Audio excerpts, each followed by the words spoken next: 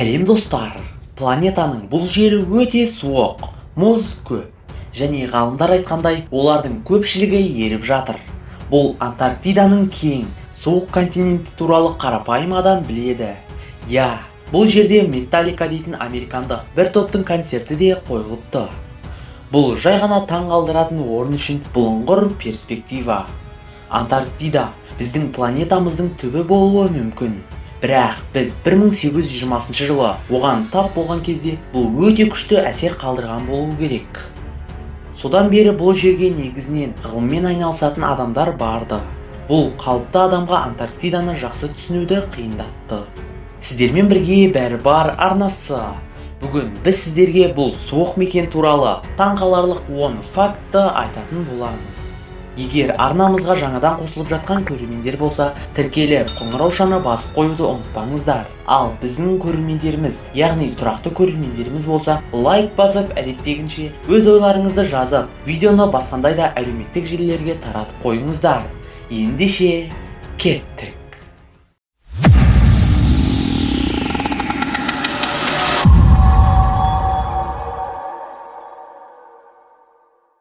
Антарктида техникалық жағынан шөл.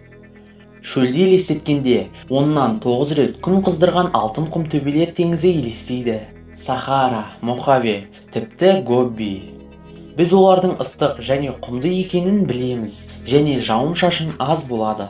Бірақ шөл деген ғылыми анықтамаға тереңірек үңілсек, бұл сын есімдердің тек біреуі ғана қолданылатынын байқаймыз. Нағыз шөл, дәлірек айтсақ, жылына 250 мм болатын жауын-шашын мөлшері аз ауданды сипаттайды. Бұған жаңбыр, тұман, ал Антарктида жағдайында қар жатады. Барлық шөлдер температураның қандай да бір шекті деңгейіне ие сияқты болып көрінгенмен, әлемдегі шөлдердің көпшілігі салқын климат жағдайында екендігі қызықты. Ал Антарктида ғаламшардағы ең үлкен шөл.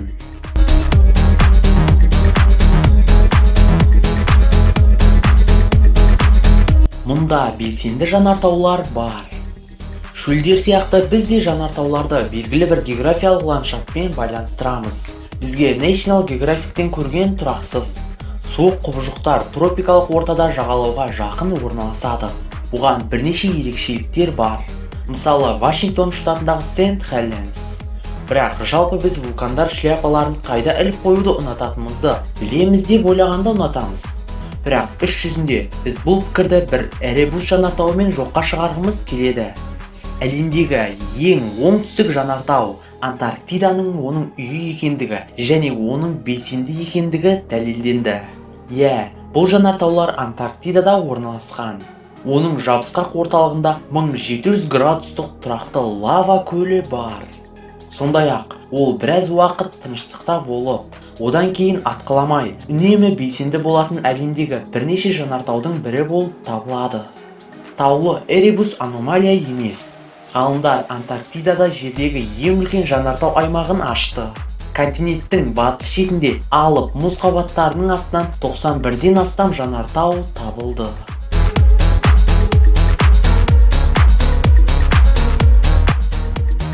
Антарктида жердегі саяси жағынан бейбіт жерлердің бірі.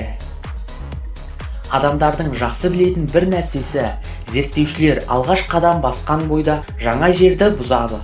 Бұл біздің нәсіліміздің рулық сипаты болуы мүмкін.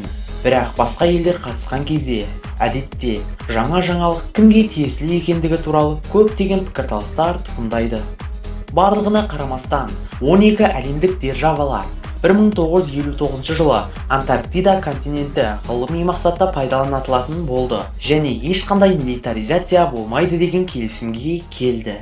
Бұл елдердің қатарына сол кездегі қырғи қабақ соғысқа терең араласқан ақш пен Кеңес одағы кірді.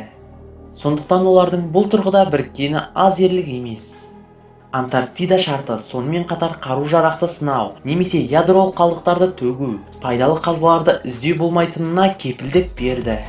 Осылайша кейбір елдерде негізінен зерттеу саласында кейбір талаптар болса, континент негізі ешкімге тиесілі емес.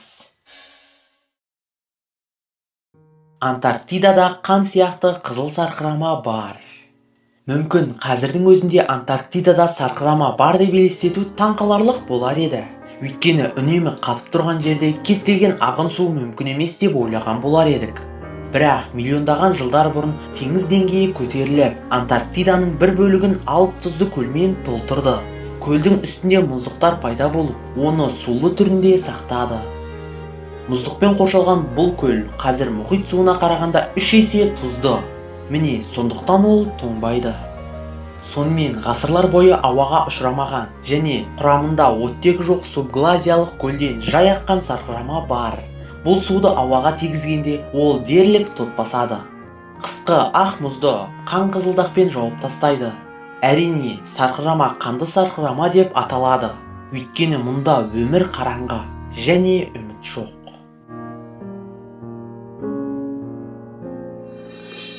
Антарктидада бір банкомат және 7 шіркеу бар. Таңқаларлық емес. Қарапайым қызмет түрлері мен қызметтері сіз ләззат алудан бұрын өліп қалатын аймақта оңай қолжетімді болмайды. Бірақ кейбір сауда орнын алып жатқан бір аймақ бар. Ол Антарктиданың ең үлкен зерттеу аймағы Мак-Мурдо станциясы. Онда жұмыс істейтін бірнеше жүз адамға арналған барлар, дүкендер мен пошта бөлімшелері бар. Ақша әлемнің кез келген жерінде қажет. Банк холдингі Wells Fargo кіріп, банкомат орнатқан. Ол тек ақш ақшасын шығарғанымен, ол дүкендерде қолданылады және оны басқа валюталарға айырбастауға болады. Ақша сияқты сенім қай жерде болмасын адамдар үшін валютаның бір түрі. Антарктидада мүмкін абсолютті үмітсіз суық адамды аспанға басқа жерлерге қарағанда көбірек жетуге мәжбүр етеді. Мұз континентінің айналасында қызмет ететін шамамен 7 шіркеу бар. Қарлар шіркеуі деп аталатын осы шіркеулердің бірі шынымен де жалынға оранған. Бір емес, 2 рет.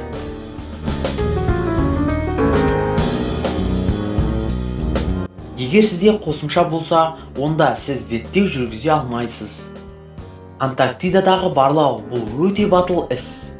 Негізінде сіз өркениетті әлемнің қалған бөлігінен алшақтау үшін өзіңізді босатасыз және жылдың уақытына байланысты мүлдем кете алмайсыз. Сондықтан, егер сіз осы шарттармен келіссеңіз, сізден талап етілетін белгілі бір критерийлер бар. Біріншіден, егер сіз Австралияның ғылыми зерттеу аймағында жұмыс істейтін дәрігер болсаңыз, ол жаққа бармас бұрын қосымшаңызды алып тастауыңыз керек. Себебі өте қатал қыста бір ғана дәрігер кезекші болады.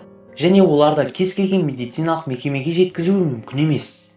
1961 жылы бір орыс дәрігері дәл осындай жағдайға тап болып, оның қосымшасын алып тастады. Сондықтан австриялықтар мұндай жағдайға тап болғымыз келмейді деп шешті.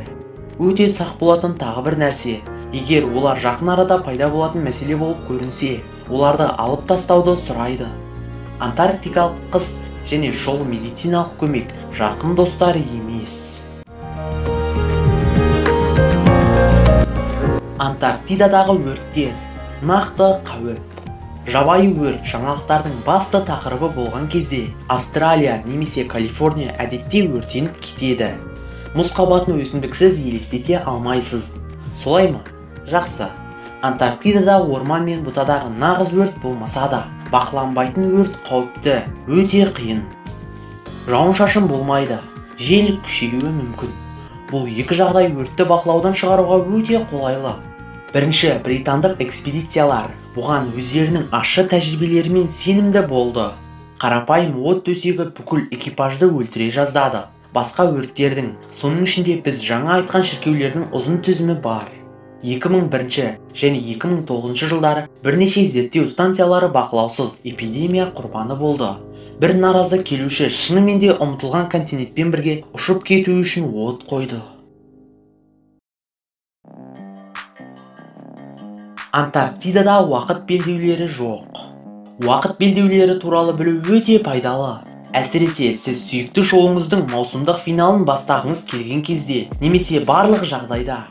Сондай-ақ, бұл ерікті ойдан шығарылған сызықтарды кім және қандай мақсатта құруға шешім қабылдады деген сұрақ туындайды. Бірақ біз олармен бірге тұрамыз. Сондықтан қазір бұл өмірдің қалыпты бөлігі.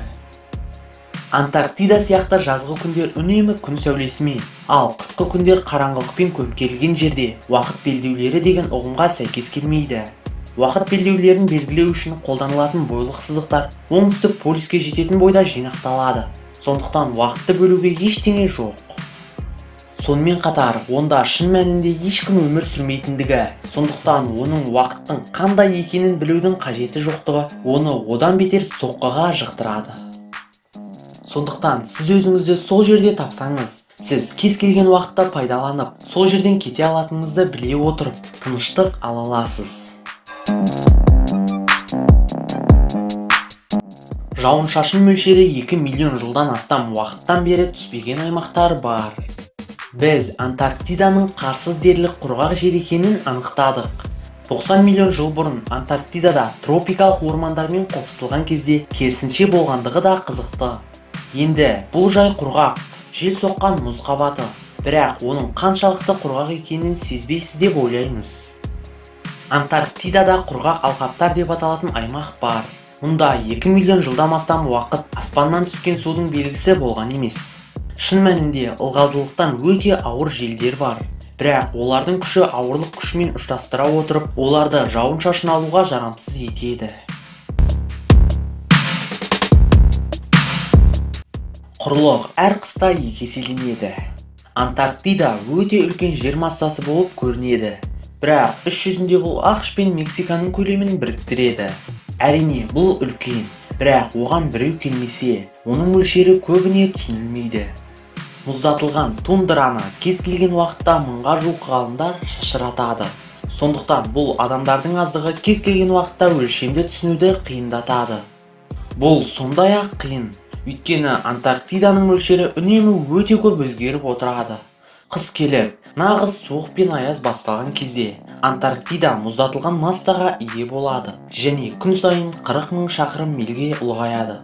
Бұл шамамен 64.373 километрді құрайды.